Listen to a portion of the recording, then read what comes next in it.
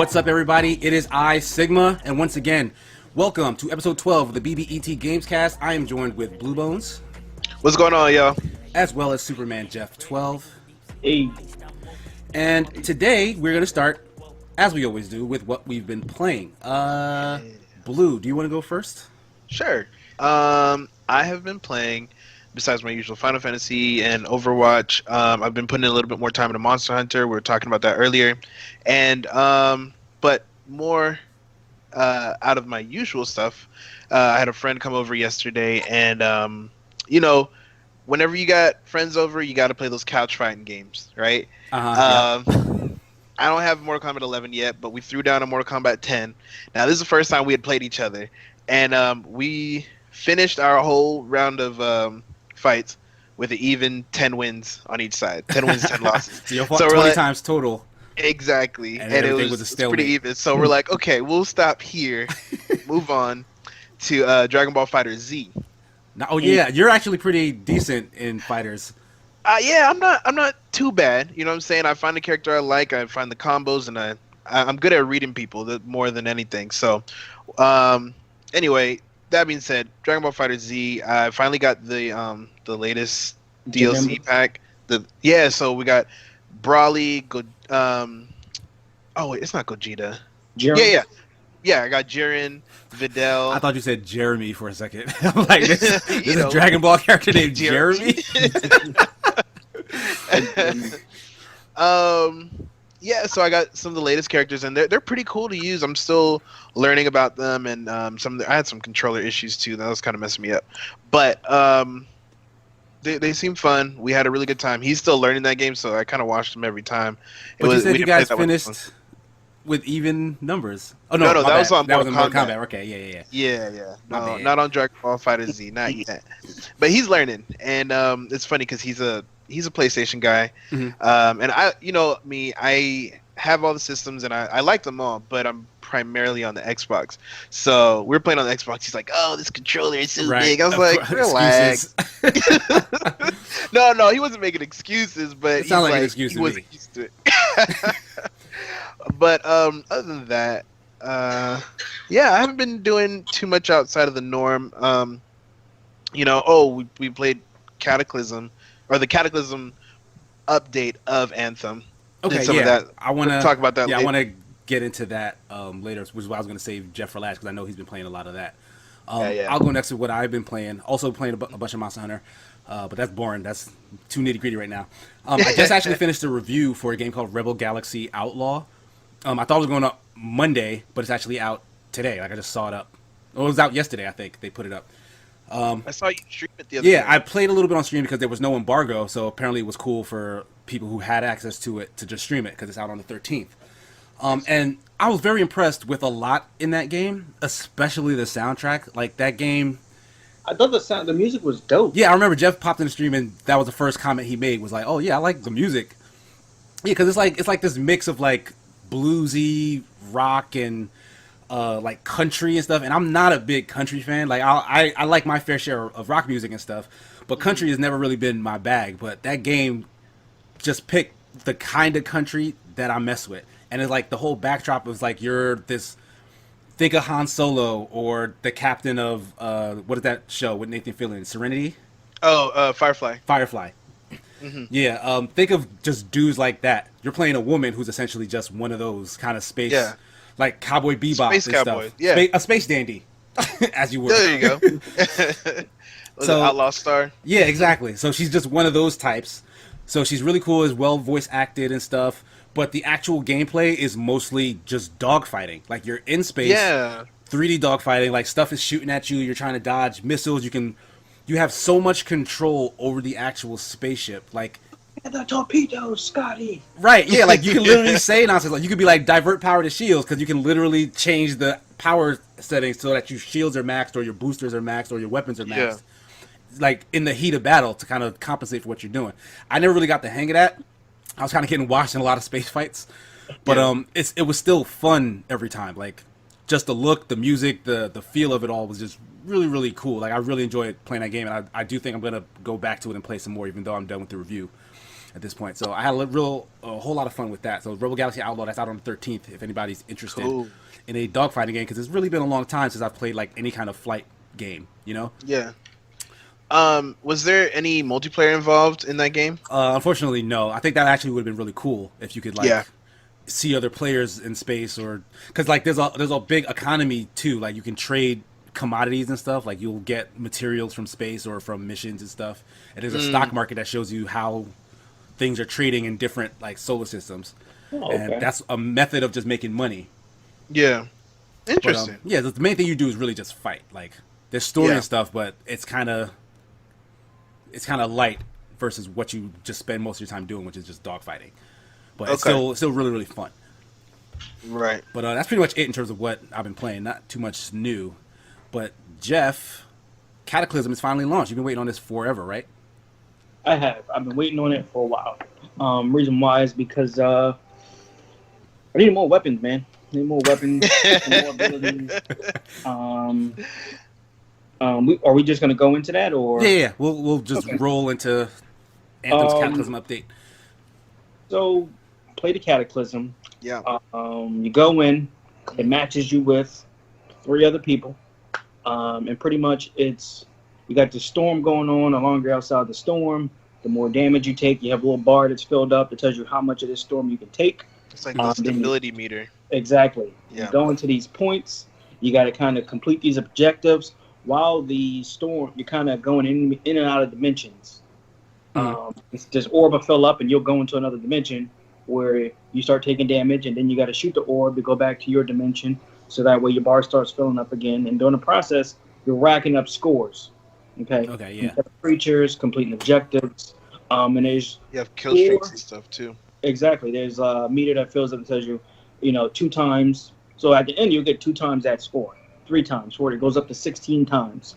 There's also little hidden things you can do. The kind of little puzzles that give you extra score. There's enemies that you can kind of cause to spawn by meeting certain conditions. They're called Valkyries. So like the first mission, the first little event part right there, if you go in here and you push all the fuel rods down within a minute before you start killing creatures, it'll automatically despawn all the creatures. You shoot the crystal, and then Valkyrie will spawn, which is supposed to be a pretty hard enemy to take down. You take her down, and they don't really drop anything great, but they give you a large amount. It's the second amount of points you can get from anything in the Cataclysm. So it's like mini raid challenges to spawn bosses that you fight or something like that. That's what it sounds like. You don't have to spawn those bosses. You can go in and just complete the little raid functions and move on to the next part. But when you spawn the Valkyries, you want to take them down to get more points. Like more higher points. multipliers and stuff, right? Yeah. Okay. Now, I know you hate the part about alternate currency, but you have the minor crystals and the major crystals. One's kind of like dollars and quarters. Think about it like that. Yeah. Okay. So you can trade quarters in for dollars. You can trade dollars in to get some change.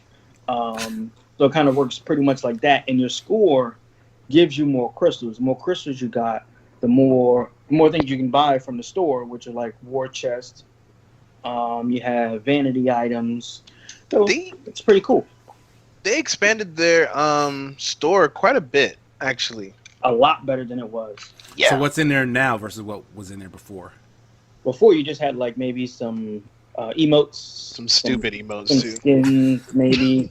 It'd be like the same skin for like months. Yeah. They got many different parts for specific javelins now. Yeah. And it's like whole sets, lots of more vinyls than and overlays that you've seen from before. A couple new materials as well. So in that aspect, I like the update. As far as they definitely expanded their. What did you think about the experience you had in the Cataclysm? Because we had to together, so I think we'll probably do a little bit later. Yeah, I jumped in on the first day. Confused as heck. And I'm still confused. Honestly, your explanation of how to do the Cataclysm segment of it was a lot better than the way that they described it on the screen. Yeah, it's not they don't really tell you much. They don't tell you. They have an overall story anything that you can follow. Uh-huh. Yeah, The story is separate from the actual cataclysm event. which is Cataclysm is like stupid. Rome. So Yeah, those are like separate like story missions or something, or So you got, I Story- think it's 3 story missions, and then you have the Cataclysm. It's like it's not a free mode, but it's another game mode. Let's call it Yeah. that, right? is that its own map, or is it like slight changes to the? Because you were talking about going in dimensions. Is it like you're on the main map and then it teleports you to like a smaller arena or something? it looks like a different area, but it's hard to tell because it's this huge storm going Yeah. on, and you can't really see much. Yeah, it's hard. It It's doesn't just a seem like small anything radius. I've been yet, but it's Mhm. not as it's not different enough to where I could say it's a whole different area. So they're more than likely to just kind of hiding the reuse of assets. You think? Yeah. Oh yeah. Oh yeah. But So- the areas you go into to do these little raid-like events are different. They're very different than Okay. anything you kind of come across. True. That being said, when I played it, maybe there's been a hot fix or something like that. But when I played it, you start off in a certain area, and they kind of show you, okay, go that way, right, and find the next orb that you're supposed to go into, and da da da. So you go there, and then as soon as you finish that one, they don't really give you a direction to go for the next one. There's no direction for it. You kind And of if you're There's wandering no around for definite too way to long, go. you will die. yeah. Right. Yeah. Because it's everything is like on a timer. Yeah. Right. No, the It's- miasma's eating at your Yeah. pretty much your shield. They got a the stability is your javelin stability is deteriorating in the storm. So if you can't find the next orb, you're like super lost. Mm-hmm. Like it's very difficult, and it was frustrating, especially for my first time. What I feel like they should have done was the 3 story missions, have that as a requirement to unlock the Cataclysm arena thing that we've been doing, the Cataclysm game mode, right? Okay. So you do those 3 stories, and they kind of tell you how to do it. It's a 3-step tutorial for the most part, as well as adding to the story, and then they let you in there, so you kind of know what's going on. When I got thrown in there, I had no idea how. So to did you do that first before the story missions, or the story missions really have nothing to do with what you do? The in story Cataclysm? missions have just story to do with it, not even mechanic wise for the most part. Wow. Yeah, Okay. there's no mechanic for it. It kind of just gives you some story. I did some of the story first, and then I hopped in. I think they're going that way with the whole raid-like situation, because when you go in the raid, they don't give you any kind of mechanics, unfortunately. They'll to give kind you of go over. direction though. Yeah, Well, They this go one- that way. Somewhat. this one Yeah. doesn't Yeah. have Yeah. a set path. You can go any way you want. The ending area is always the same though, where you fight the boss, the main boss, the spear, the spear, who she's supposed to be. I do like the miasma. Reason why? Because it. Okay, do I want to go through these little side events? Because there's this one thing called the. You can get the Grabbit King's ears. And by doing that, you got to go and hit these things and go into this other area and kill all these Grabbits. And then there's Yeah. the Grabbit King. You got to kill a Grabbit King, and then you get this vanity item for killing him, and you get a bunch of points for doing it. So it's like, do I go after these extra points, or do I go and make it safe into the bubble? You get what I'm saying? Like And a so- risk versus reward Exactly. type thing. Now, I mean, yeah, If they that had kind of that- stuff keeps it interesting, I guess, right? But if they had icons on the map saying like, "Look, that's where this is. That's where this is. That's the main objective," I'd be so much happier. because this map is huge. You got to understand how big this map is. But then that does kind of defeat the sense of like exploration, though, right? I mean, but you're not supposed to be exploring right now. You're supposed to be handling this storm. This is not the time to, oh, look at those trees. Oh, that's a really nice texture on these little animals. No, that's not the time for this. This is emergency time. They're I putting the need fire some under intel. your ass, so you feel like, no, just tell me where I gotta be at. It's kind of like if you were, and God forbid this happens to anybody, but if you're drowning and you don't know which way is up, you don't know Okay. how to get back to the surface. That's what it feels like. That's what it feels like. I can see that. The good thing though is the drop rates are pretty good. I've gotten, Yeah. I haven't been using my crystals because this week's war chest was a melee item. I already got another legendary one. I got and a masterwork one. Mhm. To me, the loot pool is too small for melee items to justify me buying a bunch of chests just to get a legendary one. I'll wait to get one at a later week because there's going to be an 8-week rotation, so you'll have 2 chances for each chest to pop up. So there'll be 2 weeks for melee, 2 weeks for weapons. 2 Oh weeks yeah, for- they added that slot too. Yeah. So that reminds me. So it is a temporary thing. Like It's only 8 weeks. after 8 weeks, the cataclysm is gone. Done. Now, some of these weapons and stuff are only exclusive to these war chests. That's scary, man. So That's I'm scary. putting all my all my crystals for the weapon or the gear war chest. Reason why is because the loot pool for weapons are a lot bigger than the 3 melee items I could possibly get. Mm-hmm. I've already got one masterwork one back. I can wait for a legendary one. I want to get better weapons because right now I got my gear score up to 794. Oh my goodness. But okay, so once you get all the better weapons, like, what do you then do? Like, Cataclysm is giving you more stuff to collect, right? But like, here's my thing: when the Taken King and stuff came out for Destiny, they kind of did a whole lot to kind of make that game more playable. Like, they did a lot of quality of life changes, complete rebalancing of like the way certain weapons and abilities even worked, and then gave you a bunch of stuff to do to use all this new stuff, right? Cataclysm, to me, from what you guys are saying and from what I saw in their video, kind of from Bioware's video, seems to be just a new mode versus like a game rework. And I feel like Anthem has been in need of like an entire game rework for a really long time. I think that's what people really wanted from it, right? So, do you guys feel like this is turning it around? I feel like they're doing. Oh no, go ahead. Yeah, what I will say is that I think their heart was in the right place, right? Mm-hmm. They added the melee slot, which is a cool addition, especially for I played the interceptor. I keep getting that wrong. I always get that wrong. I don't know how. I play the interceptor, and our melee weapons are super, super, super important. So it's cool to have some options there. They started dropping a lot more masterworks, and these legendary items are supposed to be amazing. I think their heart was in the right place when it comes to how they expanded upon what you can do and the customizing and the customizability. I'm trying to say, but I think that they didn't think about replayability, and they didn't think about the mechanics and how new players are going to take this, because it's not a good update.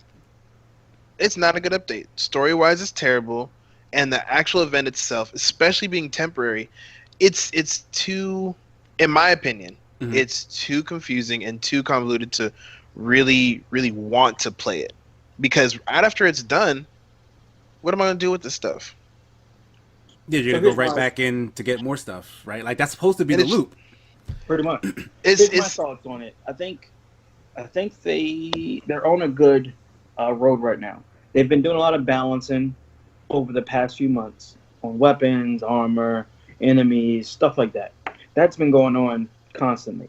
I think the Cataclysm added more weapons, more gear, more abilities, which, I mean, a looter shooter, when you've gotten all the weapons and stuff, what is there to do? Nothing. Right. So they had to add especially more. One that doesn't have PvP. Yes. So the Cataclysm, to me, is a fun event. It's fun, something to do. It's it can be as challenging as you want it to be. You can stay a normal, hard, Grandmaster 1, Grandmaster 2, Grandmaster 3. Obviously, the higher you go up, the better the rewards. My goal right now is to collect weapons, armor, abilities, all that stuff. That's what I want to do. Now, this is a temporary fix.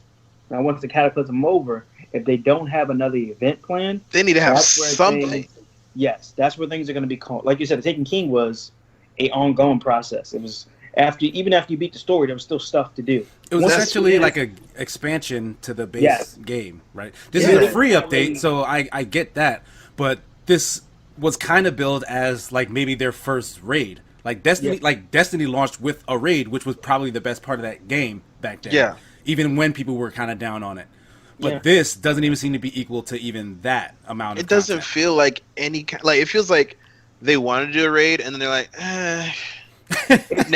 To me, it's more of a horde mode with different variations to it. Yeah, I'll give you that. Because there are modifiers. It's fun for me. It's cool to do. It's, it lets me earn stuff. I'm happy as long as I'm being rewarded and I'm working to get those things. Mm-hmm. Once this is over, if they don't have a plan after the Cataclysm, then there's back to having nothing to do.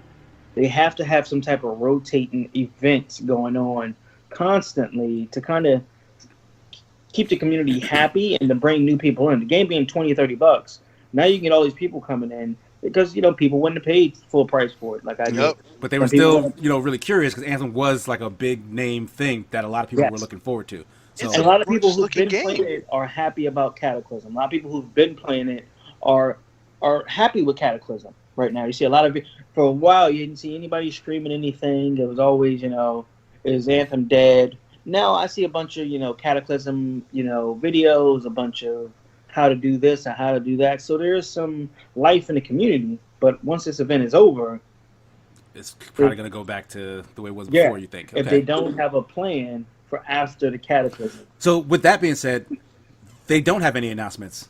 Like Cataclysm was the last thing that they talked about coming out, right? Like there's no other roadmap or whatnot, right? It was supposed to be a huge event. It's supposed to be something big. So it's supposed to be something that we can really, really, really look forward to. And I feel like once it rolled out, I was severely disappointed. I'm not gonna lie. So Jeff is enjoying it. Blue was disappointed by it.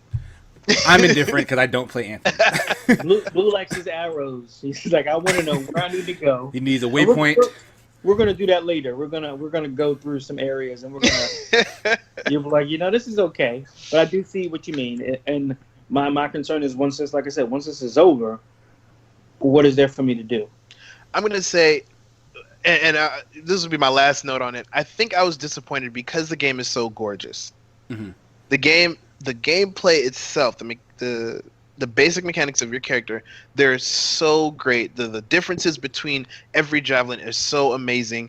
The amount of work that you can really put into making your javelin look like your own is great. The combo system, beautiful. I was streaming it the other night, and one of my boys was watching. He's like, "Yo, have I not played this game before? I heard it was garbage, but And I said, "Yo, check it out. It's on sale." He saw it for $20, picked it up immediately because it's a gorgeous looking game. I was severely disappointed by how much potential I feel it had and the results that we got from Cataclysm. To me, it feels very, and this is the last thing, they had a good idea, but they didn't learn from people who are already doing similar things. Yeah. Diablo. That sounds just like the actual launch of it. Yeah. Perfect. That's the way to do it. World in this closed, very tight bubble that you need to open up. Mm-hmm. It's only one map. Yes. Like, come on. Open it up. Let me fly around. Let me fight different enemy variations. Is my biggest critique on it. I need different type of enemies. And like I said, Diablo, great example. If you're going to make a shooter, any type of looter, whether it's a looter shooter or looter anything, Diablo is a great example. So much gear, so much uniqueness, so many variations of different enemy types. That's what you need in a looter shooter or looter dungeon crawler, whatever you want to call it. That's kind of what you need. Is tons of loot and tons of enemies. Hey, and a beautiful place to fight. Yo, slap that on a t-shirt. Coming out. I 100% agree. Pre-order your t-shirt right now. Too bad Jeff says. So in other Iron Man news, Disney Plus gave us some information. That was a rough segue, man. You guys got it. You picked up on what I was doing. I think you were planning that for a while. I was. I was. He's like, when they finally shut up about Anthem, I'm gonna drop this bomb on them. Let's talk about Disney. Anyhow, so Disney Plus has been on the horizon for some time now. I don't think we have an actual release date yet, but the CEO Bob Iger has stated that the price point will be $12.99 in a bundle with Hulu as well as ESPN Plus. That's a good price. That's a really good price. Netflix at present is what, $14.99? Yeah.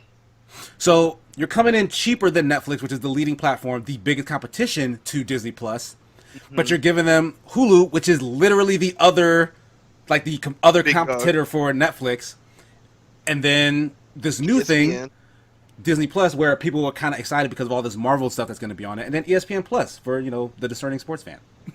I have no interest in ESPN Plus. $12.99 is a really good price. It is. I pay $11.99 right now for Hulu with no commercials. Yeah, I'm okay to have commercials. Also, this version puts commercials back. Yeah, I'm okay with that. Okay. If I get the other two for Right. what, $1 more? Right, yeah. It's not a bad. Honestly, if I do the $12.99 and they say if you want no commercials Hulu, add another dollar or two, I'm gonna do it. Mm-hmm. I'm gonna do it. But You do know- you think this will this deter you from keeping a Netflix subscription? Like, Hell no. no? Excuse my language. Heck no. So my thing, even though there's competition, you have Netflix because there's certain things I can watch on Netflix, hmm Yeah. and then there's certain things I can watch on Hulu. Exactly. To me, they go hand in hand. Right. Yeah. I don't They're- think one they're hurts Naruto the other. Sasuke. So Because maybe they should have to understand that. Like, it's just not a competition because most people have both. Mm-hmm. Yeah, I would agree with that. Most people are using both of them. And I do think the companies themselves do think of it as direct competition. And honestly, the more of these companies that jump into this streaming world, I feel like that becomes more and more of a reality. Because now you're kind of looking at basically a la carte cable subscription, Yeah. Yeah. right? That I was just about to mention that these packages that we're seeing now are very reminiscent of the cable packages we bought back in the day. Right. Like, You that know was the what I mean? first thing I thought of when they said, oh, you get ESPN, Hulu, and Disney Plus. The fact that ESPN is in it, I'm like, I know I have a cable package where they ask you whether or not you want ESPN. Yes. And honestly, I don't have ESPN at home, right? Yeah, I like don't either. sports. Matter of fact, no, I do. I use Sling TV right now, so that's why. Okay. I like sports, but I don't take a lot of time to watch it. But if I have access to it at home, hmm when it's coming with my Hulu that I always watch and my Disney that I'd love to have in my home, yeah, I'm about it. Now, You're definitely going What You gonna watch DC some Netflix championship only games at my house. Sorry, go ahead. to me, it'd be a smart move if DC and Netflix kind of partnered together. DC? Why just DC? Well, because that would be the opposite of Marvel's thing. And Like, also, Marvel to and me, Hulu and stuff, they're I all connected think- because they're under, Disney and Netflix ABC. too big. Netflix ain't gonna pick up the gravel I that is think DC DC. has really good original content. I would But agree the with problem that. is, Yeah. a lot of people don't get it because they sleep on it. I feel They don't like get it because it's not readily available. it is available. No, I said readily available. How much is DC Universe's streaming service? $7.99. So that's kind of to get just because honestly, Just DC stuff? That's high. if Disney Plus was $7.99, I don't think that this deal would be as attractive. The fact that you're getting No. Disney Plus and Hulu I makes agree, it but guess kind of a what? knockout. With DC Universe, you get all the DC content. You get all these old DC TV shows, Mhm. all the animated old. movies. You get the comic books, which is Comicology. Yeah, I've seen that, but yeah, honestly, yeah, like the average It's old person, stuff and reading. right? Yeah, the It's- average that's- person is not going to be interested in any of the comic stuff. Like I'm like a hero nerd type fan and stuff. I've seen the comic stuff on there. I'm not interested in reading any of the comic books. I'm there to watch content. That's why my thing is if they join with Netflix, it can kind of supplement some of that missing content. You know what Mhm. I'm saying? Yeah, Kind yeah. of bring people over because I would hate to see DC Universe close down. I wouldn't Titan- mind it. Just put your content on another, like exactly what you're saying, but don't charge me for it. Like, don't make it two separate things. Just let Netflix eat it up.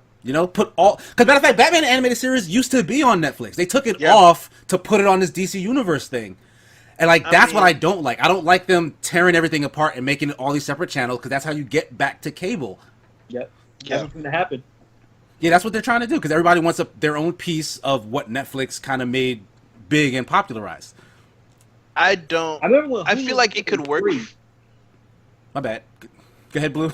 I was gonna say, I feel like for DC, a partnership with Netflix would be beneficial. Mhm. I think for Netflix, a partnership with DC is insignificant.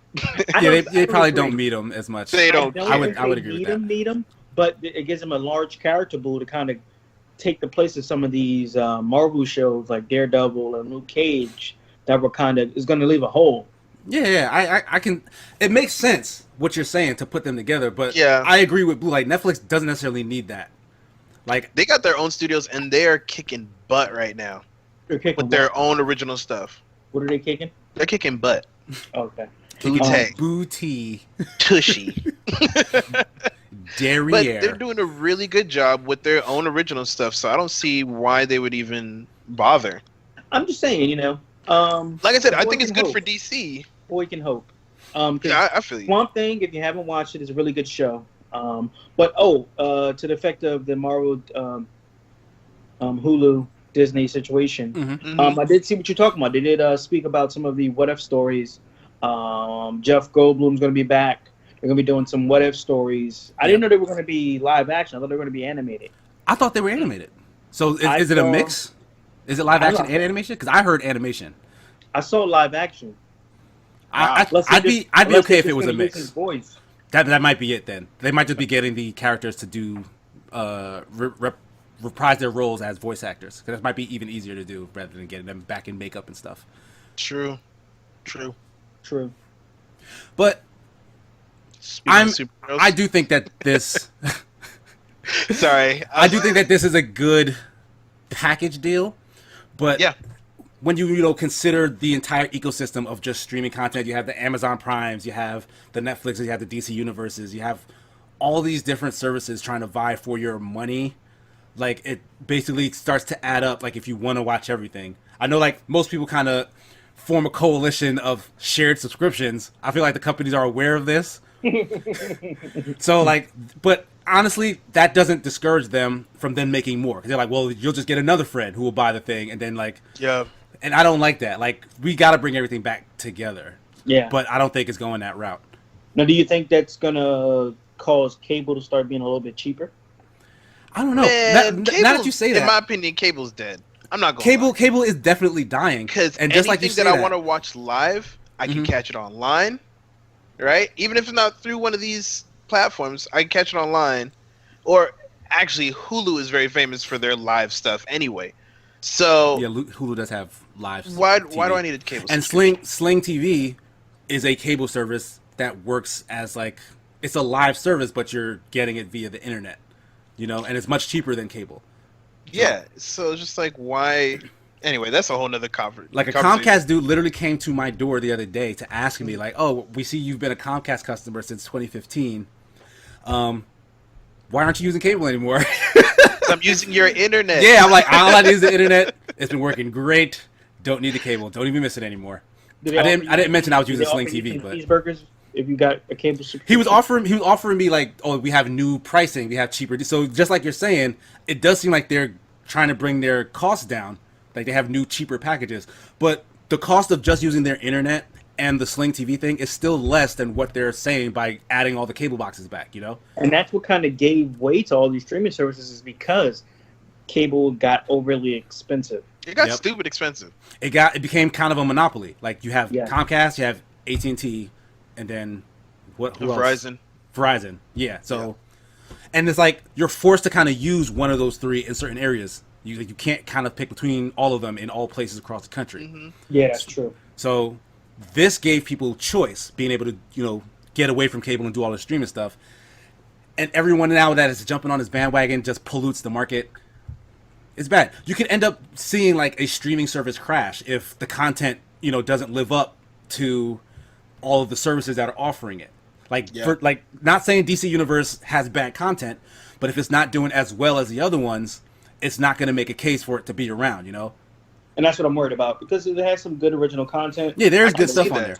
They just announced Titan Season 2 and Young Justice, which, Yeah, people have been wanting that to come back for a long, long time. Everybody caught up on it via Netflix, and then they put the new one on a different service. So, like, that's the kind of stuff that rubs people the wrong way. And you know what? Not just... There's lots of people who weren't even familiar with animated DC until Young Justice. Yeah, because a lot of that stuff was all on Netflix. Like, the Marvel stuff and the DC stuff was all on Netflix. So as soon as they took that crap off, and then... so this is the two routes, right? Disney said, okay, we're going to partner up with Hulu and... No, they both Hulu. They acquired Hulu.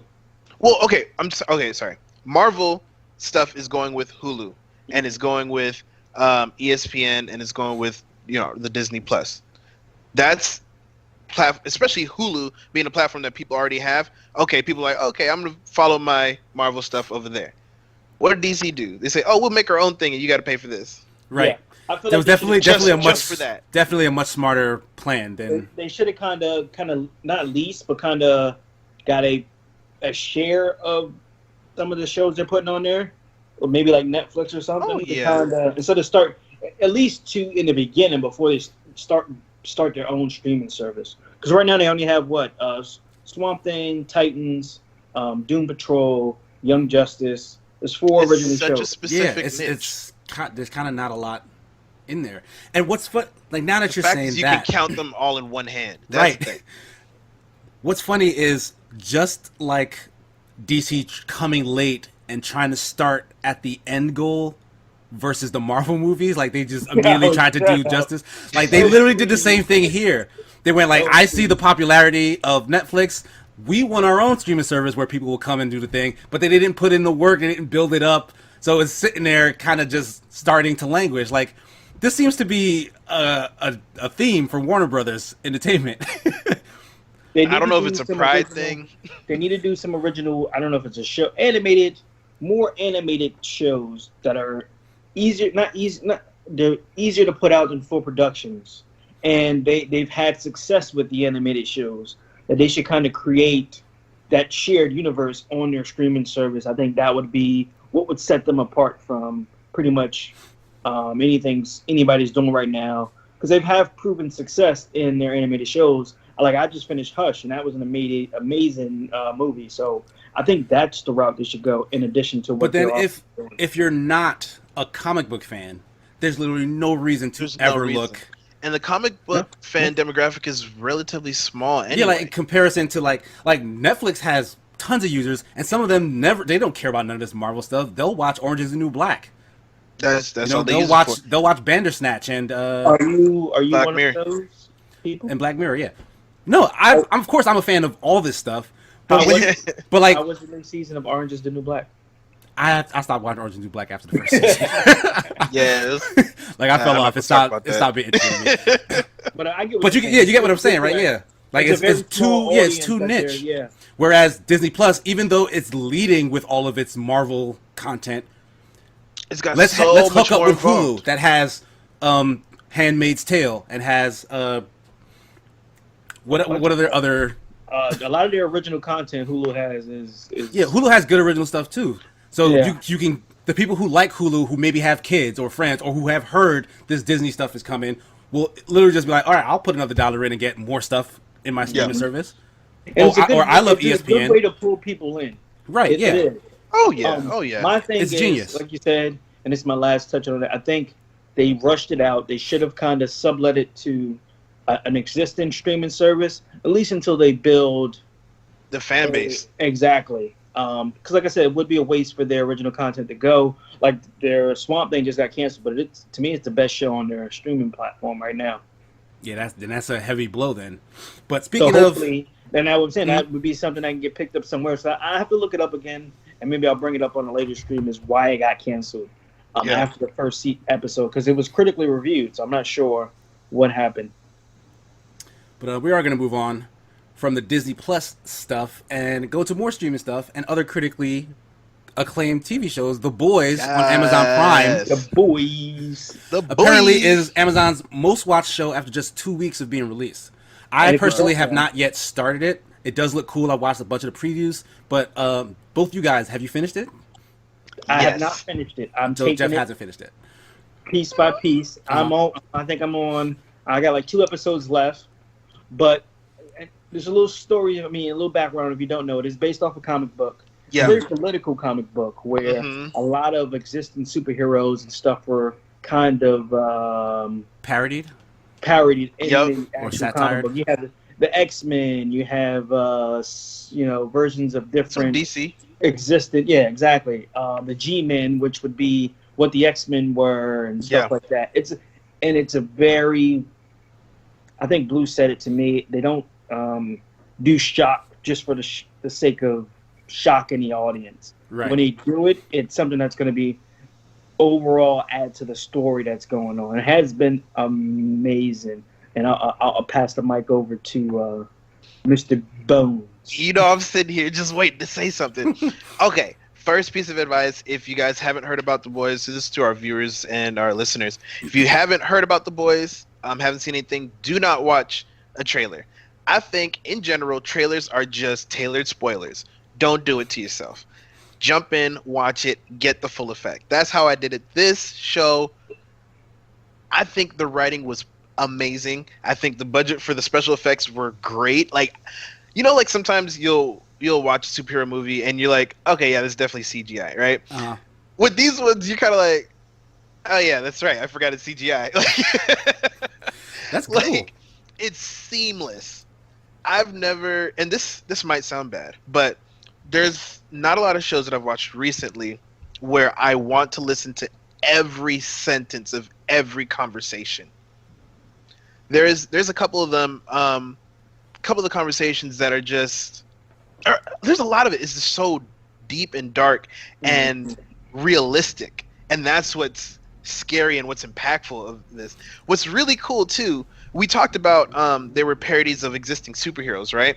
But one of the main actors, he's got a quote from the IGN article, and he said they're not just parodies of superheroes, they're parodies of celebrities, people that we idolize in our world. Right. How we kind of let them get away with anything.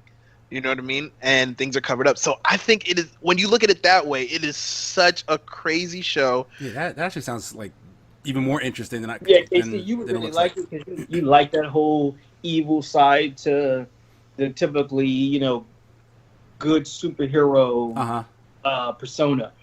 So it definitely reflects. It reminds me, well, and you would take from kind of Injustice. Yeah, but to a lot of degree. people are saying it's reminiscent of Injustice. Okay, yeah, I definitely want to check it out. I might start it probably before this week is over. Please do, and let me know what you think. If you want to talk to me about every single episode, bro, I am right here because I'm rewatching it now. Oh wow! Okay. And everybody in the comments, if you want us to do just a podcast or maybe a short video, just talking kind of our thoughts on The Boys, definitely go ahead and leave a comment at the bottom and let us know. Yeah, definitely do that. Yeah. I think all the actors are great. I haven't seen one dude that was like extra cheesy, you know what I mean, or someone who like overplayed their role. Like you can tell that they're that niche. No. Everybody was believable. So even what's the name? His whole British persona. It was supposed to be over the top, but it wasn't over the top to where it was stupid. I think that's his actual accent. Oh, I didn't know he was actually British. Yeah, I think he is. Are you talking about what's the guy's name? Carl Urban. Carl Urban, yeah. Because that's the only recognizable name that I've heard attached to this. Yeah. Are there any other actors who are like big names anywhere else? Yes. Oh, Simon Pegg. Simon Pegg's in this? Simon Pegg is it, and ironically, he has an American accent in this one, which is super cool to hear. I've seen Simon Pegg do an American accent in some other show. He's pretty good. If you didn't know, the original character, what's his name? Oh my God, what's the main character's name, Blue? Huey. He was actually designed around Simon Pegg in his younger days. I believe it. You know, there's a lot of people who do that. Seth Rogen did that with Superbad, where he was supposed to play Jonah Hill's part, but by the time he got the money and the clout, he was too old. Yeah. Sorry, I didn't mean to cut you off, but that's interesting. No, that's really cool. Isn't that Dennis Quaid's son? Dennis Quaid's son is the main actor. Oh wow! Okay, yeah. So there's some lineage. This kid can act. Yeah, he does a great job. Nice. Yeah. Like Blue said, there's a lot of actors you haven't seen before, but they do an amazing job. I haven't seen one bad performance. There's nothing that was like, man, that was too cheesy. Everything had a reason, and even the humor, like the humor is good.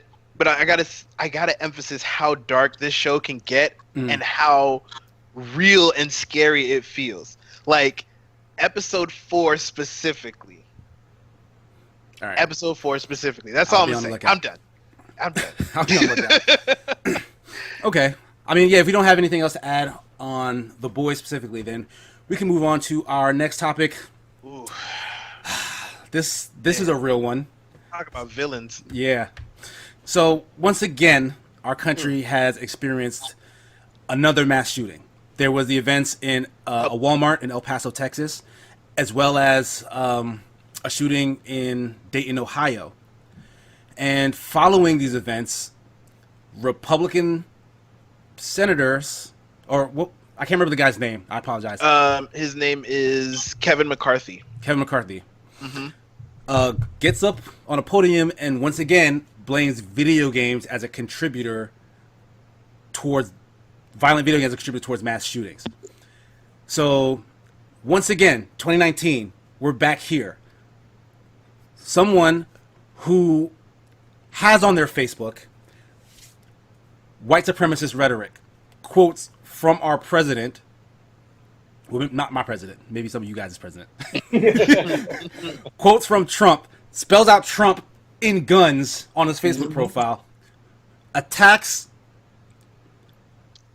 was it like primarily like Hispanic people in that Walmart in El Paso? 20. Yes, lots of loss of life. And they turn around and say it's because of video games. Like, why are we back here? Why?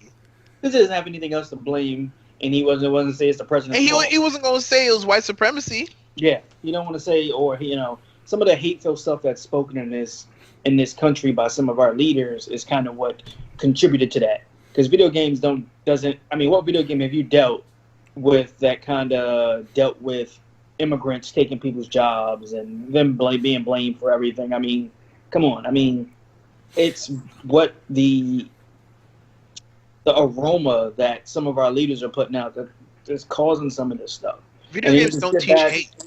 And that's why you don't understand. As a leader, you're looked to. As the leader of this country or a leader of this country, you're looked to, and people kind of, mirror that. Especially people who are impersonable. They're gonna look at that and say, "Hey, maybe they're right. This is what's wrong. I need to do something about this. Yeah. I feel like my way of life is under attack. And I need to defend myself." Or they just kind of want to make. I hate to say it. They either were bullied or depressed, and this is their way of putting themselves in the spotlight. And it's sad because people had to lose their lives in order to. Because of this person, to satisfy the whims of one person, exactly, who feels ostracized like or you something. Said, psych checks. These people were clearly disturbed, and had propaganda to show that they had a lot of hate in their heart, but still they wind up with guns and armor and like what? And that's the key right there. Okay, that's one of the keys, I should say. How do they end up with guns? You see what I'm saying? Yeah. Speaking on that topic, following this clarion call of video games being a problem, a couple of companies, Walmart to be specific, where the shooting took place, stupidly started sending out memos to take down imagery of violence and guns in video games and stuff. And on one hand, I can understand. A shooting occurred in Walmart, so maybe when you walk into a Walmart, you don't want to see a picture of a character holding guns and such, right? But they literally have guns on sale in Walmart that they don't do anything about. Down images of guns, why don't you take down guns? The actual guns. So you're talking about the sensitivity towards the situation, which on one hand makes sense, but then it's like. You flip it around and like greedy are guns you on sale to today, $12.99 or whatever. You know what I'm saying? How greedy are you to continue to sell guns? It is. It's very greedy. But what happens is they're trying to take. Oh, well, we can't stop selling guns, so let's throw people off our scent. Let's just blame it on video games as well. Right. And it's like, hey, well, we did something. Yeah, this is what we're doing in the wake of this tragedy, but we definitely don't want to stop selling guns because then people will be mad at us. Exactly. No one gives a damn about whether we get rid of it or throw video games on the bus. We dealt with the racism where you could turn off a person's ethnicity is the same thing. They're trying to appease the problematic symptom because that's where their money comes from. And don't get me wrong, I don't think them selling guns is going to stop somebody from shooting up a Walmart, but neither is taken down. Yeah, it's like it's completely ineffective. Like it's nonsensical. No, this person clearly, it's always the same thing when there's a shooting. There's always people who come up and say, "Well, this person was disturbed. They've had run-ins with psychiatric hospitals and this and that." There was a story that Fox News ran saying there's an epidemic of our fatherless boys. That these are code words. Like our mass shootings are being caused by fatherless boys and stuff like that. These are people who come from a two-parent home who have. How else do they have the means to get all this stuff? They live a comfortable life, but what happens is it's the same thing. They're depressed. They have issues in school with interacting with other people. They get bullied or something, and that's not. And we got to specify that's not their fault that they're getting bullied. It's not their fault that they're going through depression, that they're having psychological issues. The fault lies. Nobody will save them from those feelings or the inevitable outcome that was going to happen. And like you said, there's been stuff on Facebook. No offense, but if this was a foreign terrorist and somebody my gosh, they would have had some type of jihadist message on their Facebook page. Wiretaps, somebody would have been knocking on FBI. their door. Yes. Like, so why would this not be the same thing? How is white supremacy not a terrorist threat, an internal terrorist threat to our country? I actually read an article where they say like the FBI and Department of Justice regularly downplay the amount of white supremacist activity in the country, that they try to lump in white supremacist activity with something called black identity terrorism or something, which is like a made-up thing. I know what you're talking about. It's black extremists. They try to throw that into a category just to say, oh, if white people do this, then of course black people must also do it. But it's a fake thing. Like they're so against admitting that this is a problem. And like I can't understand why. Like if you yourself, you work at the FBI, right? You work at the Department of Justice, right? You're here, you want to protect people. Essentially, that is the core of your job. So then why does it offend you so much that there are other people who take white nationalism to the extent that they would kill others? Like, you feel like you have to defend that to defend yourself? Tell you something. I think what sucks is that we're assuming that they want to help people.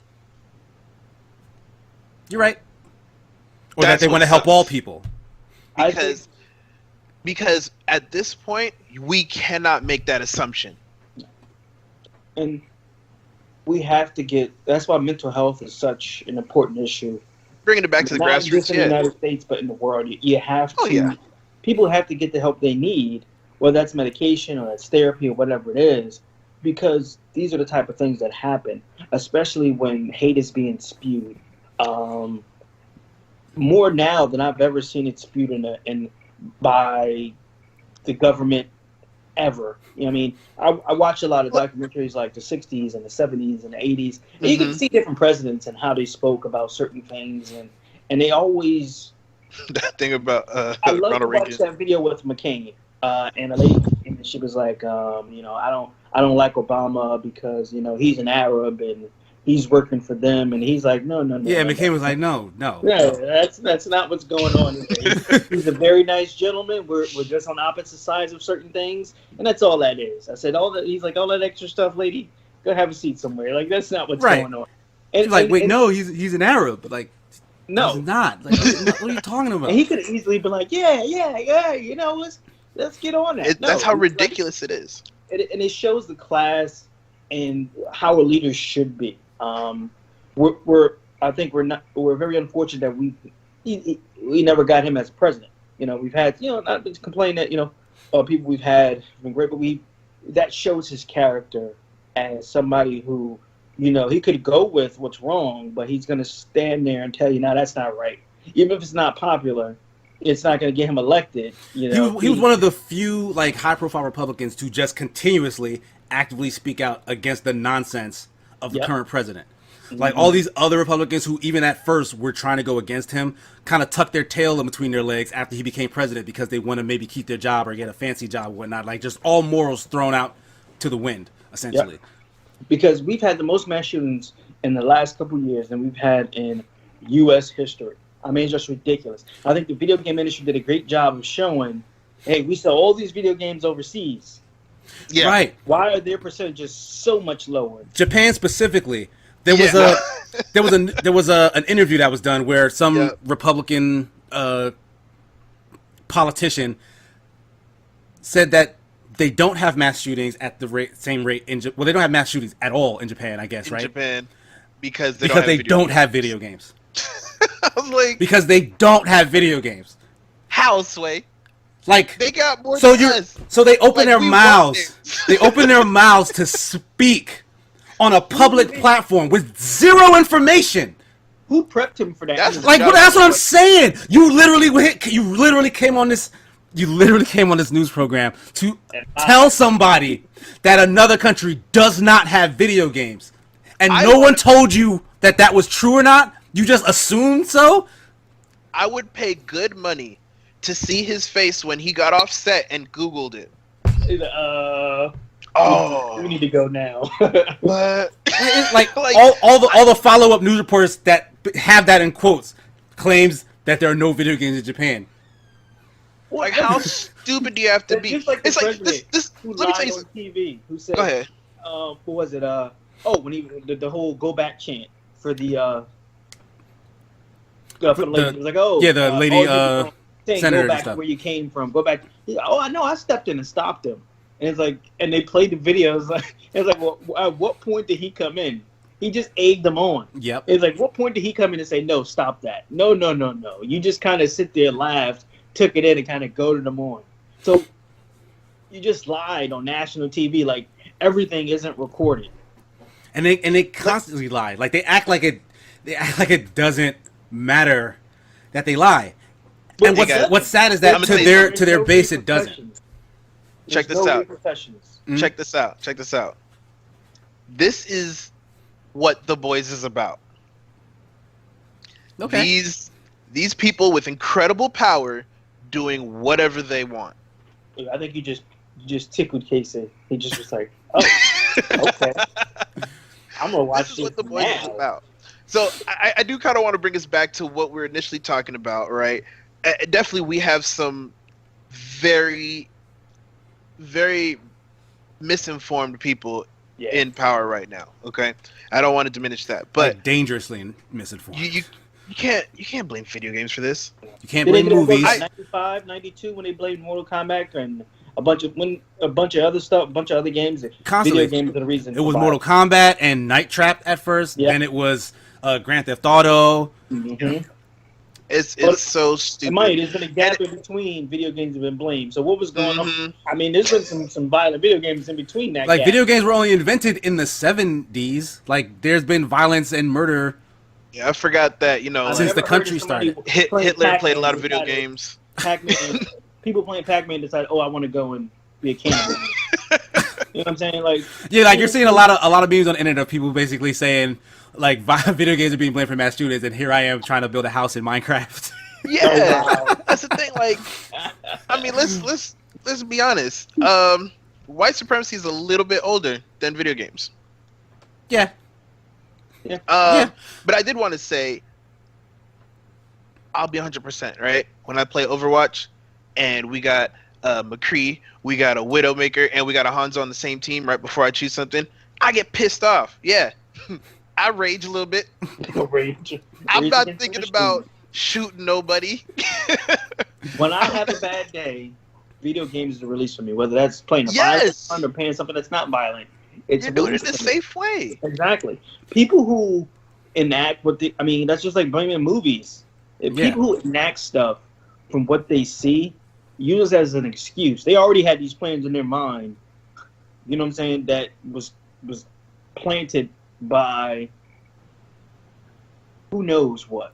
But it's an easy scapegoat instead of accept the responsibility for what led to this happen. You gotta look at common denominators of all these shootings and what transpired from point A to point B. And they weren't playing video games before they decided to go out and commit these crimes. Yeah, like they're not in some kind of hypnotic haze where they can't tell reality from the virtual. Like that's not what's going on here. Like, that's never been what's going on here. They've done scientific studies to show that there's no connection. That being said, it's like, okay, I'm sure you guys have, I'm not 100% sure, but not everyone has fired a gun before, right? I've fired a gun, and there's at no point where I'm playing a video game and I'm firing a gun in a video game, I'm like, you know what? I could do this in real life. This is a pretty good simulation. You know, there's no like practicing the video game first before I go shoot up a Walmart. There's nothing like that. There's no realistic comparison like that. They just can't not have an answer. So the easiest way is to blame. Oh, let's play video games again. That they feel like is an easy scapegoat that can't be proven or disproven. Except it's it has. The bullies picking on the nerds. Like, except it has. But in their mind, they're like, oh. Yeah, that's the problem. It's like they don't care for facts. They don't care for actual information. They just say whatever. And that's what happens. That's what kind of led up to this, is blaming immigrants. Who else is targeting immigrants right now? The president. We're getting all these ISIS, over, 300 and something people, or more than that, kind of deported. Kids, these ICE raids. Kids being taken out of school and stuff. Who else is... Kids coming home to find that their parents have been essentially taken. You heard about that, right? Yeah. Like, absolutely heartbreaking. Like, this is literally the Gestapo again. Yeah, exactly. So who else is targeted? So if they... Oh, well, president's targeted, and why should not? Oh, president's playing video games now? Is the president playing video games? Because he's doing a lot to hurt a lot of people on a regular basis. Must be playing Hitler Simulator or something. United States is in a state of hate. And until that is fixed, or we have people who want to promote a better way of life, then we're going to continue to have these type of things go on. It just... And like I said, each president we've had has, whether they did a great job in the presidency or they didn't, they've always served with class and just at least they tried. Yeah, some modicum of conviction. The face of the United States. Some kind of respect for just the office itself. This is gonna sound messed up, all right? Here's your warning. This is gonna sound messed up. At least Ronald Reagan had the decency to hide that he called black people monkeys.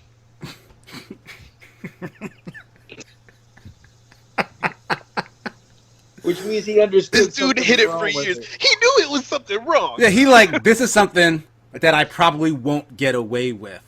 Like, it can't be known that I feel this way. Exactly. And it be okay. That was a time where at least he had the decency to hide it. Ronald Reagan is a piece of garbage. Which is not a lot of decency, but it's something. He's a piece of garbage, but he at least was smart enough to know I can't just go out spouting this stuff. All right. Well, that's my problematic statement of the year. we went on a rant. I think we covered a lot of stuff. This is a very hot topic, and we're going to be monitoring this situation as it goes on and kind of update you guys on a weekly basis. I'm heated, and you know what I'm going to do? I'm going to play video games. It is it's indeed gonna calm me down. Upsetting.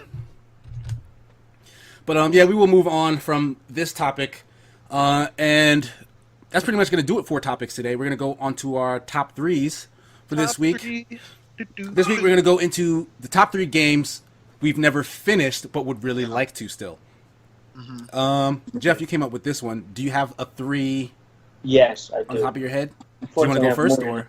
I have more than that. So my first one is going to be God of War. I need to go back. Oh, like the first one, or the remake one? Okay, gotcha. Yeah. I need to go back and finish that. That's sitting on my plate. Great game. Got into it, but something came out, and I was actually playing that and Digimon Cyber Sleuth at the same time. So I was going back and forth. I'm upset that you said that. That's a weird thing to go back and forth between. I was on board with you until you said that crap. That's a great game. Second game is I finished the main game. Need to go back and finish the DLC. That's going to be Dark Souls 3. Oh, okay. Okay. Main game is finished. Got the season pass. Need to go back and finish that. And lastly, it's going to be Deus Ex Human. Oh, Deus Ex. Deus Ex Human. Human Revolution. Yeah. I finished that. I got the season pass for that. No, the newest one that came out for. Oh, Mankind Divided. Yes. I have that. I have it. I haven't started it. Is that I the need one to on go back Game and finish Pass? Yeah, I think it is on Game Pass now. I bought it for like I want to say like $3 at some point. I have Yeah. it. Need to finish it. Okay, it's a quick, Wow. succinct list. Yeah. I also have a Dark Souls game on my list. Dark Souls 2. I made it to the final boss of that game and fought it a couple of times and then was like, eh. Like it was like the thing is I enjoyed. Matter of fact, honestly, Dark Souls 2 is probably my least favorite of all the Souls games. Yeah. It just seemed too much like the previous one, like Dark Souls 1. But then less so because there was a lot of fast traveling, so you didn't really get this intimate knowledge of like how the world was interconnected. And in some places it wasn't. You really just had to teleport to get from here to there and stuff. So I enjoyed it all the way through. But once I got to that last boss, like the fight, I wasn't really enjoying. Like it wasn't like super challenging. I was dying, but it wasn't like, oh, I feel the need to. I'm like, eventually I'll beat this, and then that'll be the end of the game. So at a certain point, I just went like, I'm done. Like the game's finished. So I never finished it. I probably won't go back to it because I literally played everything except that final boss fight. Yeah. So that's just gonna hang there, I guess. But Okay. Grand Theft Auto Vice City is a similar situation. Really? Yeah, I played the entirety of that game, and my younger brother had a separate save file where he was also playing the entirety of that game. So we shared the console. Oftentimes he'd be playing or I'd be playing, and we'd just be watching. Yeah. So Yeah. we were in kind of the same place, and he played through the entire final mission while I watched. So after I saw him finish the mission, You don't need to do it no more. yeah, I went like, yeah. I saw the end of the game. I the same way like how you'll like forego playing the last thing so that you can keep playing the game. Yeah. Once I saw the ending and knew that that's all I had to do left, I just never went back. I feel like you finished the game though. You know, like Yeah. you were there. But You were there. the probably my worst offender for this kind of topic specifically is Tales of Symphonia. Oh man. I like there was so much about that game I liked. I love the look. I love the voice acting. I like the way you could just put extra people into your party and they could take control and fight and stuff. Like it wasn't a traditional RPG where everything was turn based. You could fight in real time, which is something I really liked. But for Everything whatever had reason, cooldowns. I got to like that first or second boss. It was like some kind of ice dog thingy, and I just never. I didn't beat it, and then I just never went back to it. That's So, sad. yeah, like, It's I such just- a great game. I believe you. I really believe you, and I feel like I think it was one of the longest games on the GameCube too. It had 2 discs. yeah, it and- did, and I did not really get anywhere in that game at all. It just gave it up. I don't know why. But yeah, that was that one one of I my regret. most satisfying games to finish, to be honest with you. Okay, so that's my 3. Blue, what are the 3 that you Okay. haven't finished? So for me, my very first one, a lot of people are not gonna think I need to finish it. I think, but I'm gonna be honest. I really want to finish, and I haven't. Mass Effect Andromeda. Now I know that game's not amazing, but I've invested so much time in Mass Effect 1, 2, and 3. I feel like I want to know where it ends and how bad it was. I get That's that. Yeah, like you want to see it through and see why this Yeah. wasn't what you wanted it to be. Because I also started that game and really didn't get far in it. But yeah, Same I had no here. desire I got to like go the back. second planet, and I was just like, man, this is kind of boring. And then I had some other stuff to do, so I didn't continue it. But I really wanted to finish it. I really do. Next one. Okay, so I feel like the next 2, a lot of people that are fans of these series are just gonna try and murder me. But Final Fantasy 15, I have wanted to finish that for such a long time, and I haven't That's gotten a the time shame. to do it. That's a shame. It is That's a a shame. shame. You It is a finished it, shame. Jeff? Because I know Yeah, I you were finished playing it. that. You finished it? That was like one of the games I've finished in like the last couple years. Wow. Pretty fast, like straight through. And you see, the thing is, like, with that game, I played it for a long time, but I got so just... I guess I was infatuated with the, just driving around with my boys and hunting stuff. Like, that's all I was doing. And I spent way too long doing that. Eventually, I had to move on to other games to, reviews and streams and all that stuff. So I think I just kind of wasted time. I was living in the game a little bit too much. That happens. But I know it's a great story. I watched the Kingsglaive movie that happens like right before the game, which is amazing. I love it. I watched that probably more times than I should have. I still haven't seen that, and I've been meaning to, because I was interested in actually playing Final Fantasy 15. Like, it looked like such a departure from the previous ones, because I'm just not a fan of turn-based combat for the most part. Of course, yeah. No, this one definitely is closer up your alley. If you pick it up, I'd like to see you stream that. I think you'd enjoy it. All right, yeah, I'll give it a shot if I'll I let can you get my borrow hands it. on it. I'll let you borrow it. I have it on. Oh, you have a disc? Oh, you have it on Yeah. PlayStation. Okay. There you go. I'd have to stream that to YouTube, I guess, then. And last but not least, Persona 5. Right, yeah. I remember you were talking about that recently. I've been trying to play. I tried to play it on stream, but for whatever reason, my P4 is not working with my Elgato capture card. So it was a bummer because I was trying to do it like as much as I could in one day, and I woke up early, got my little tea and everything, and it didn't pop up. So I was like, thanks, man. But no, Persona 5. I love the soundtrack. I love the characters. I played through the first castle on the P4 initially by myself. And I was I guess it was kind of like a culture shock where when you start, everybody hates you. Everybody hates you in this game. You know what? Because I actually started watching anime, so I understand. Yeah, that is how that show starts. Everybody hates, and like nobody treats you with any kind of respect. Apparently, in the show, they're a lot nicer than they were in the game. I haven't watched the show yet because I didn't finish the game, and I really want to. But in the game, they were total jerks to the main character, and you like just by being around and just doing little nice things here and there, and not being problematic, people start liking you. And you see your influence kind of grow, and it was a wonderful start to the game, and I'm kind of bummed that I haven't continued it, but that's something I will do in the future. That and Final Fantasy 15 is gonna happen. Mass Effect Andromeda, I can't put no money promise on that. that you'll actually finish that. I'm pretty sure I will not finish that game. Yeah.